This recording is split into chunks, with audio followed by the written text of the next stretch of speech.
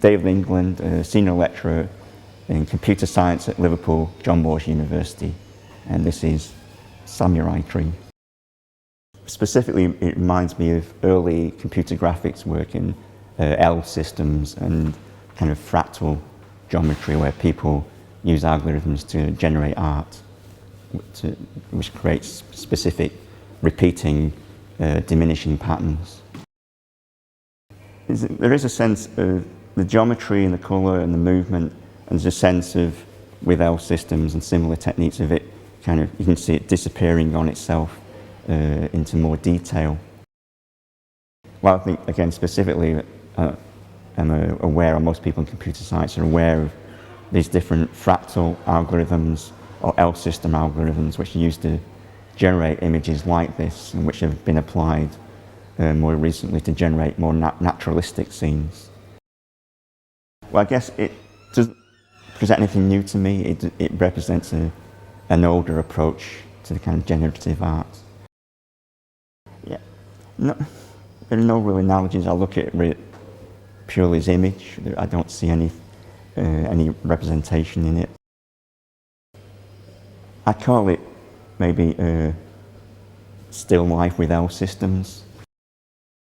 It's L systems. You have a grammar, which is just basically a set of rules about how a pen and a colour move across a screen. So when you can put these rules together and say the pen moves up or down, the colour changes from red, green or blue. And you can string these together, and you can also do that recursively. And when you do it recursively, then the same function repeats and repeats. And that's what gives you the kind of repeating pattern which diminishes into, apparently diminishing into the frame.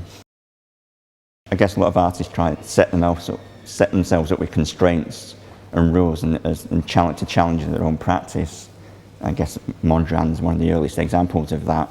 So it does, I guess it's in that kind of same technique of set yourself a constraint and can you work within it.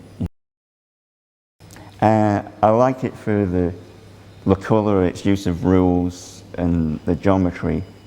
I kind of dislike it in why I call it a still life, because the L systems are kind of living things, and there are more, well, people before the date of this painting, like William Latham and Paul Brown, who have living images. So rather than being on a canvas, you would have a screen here.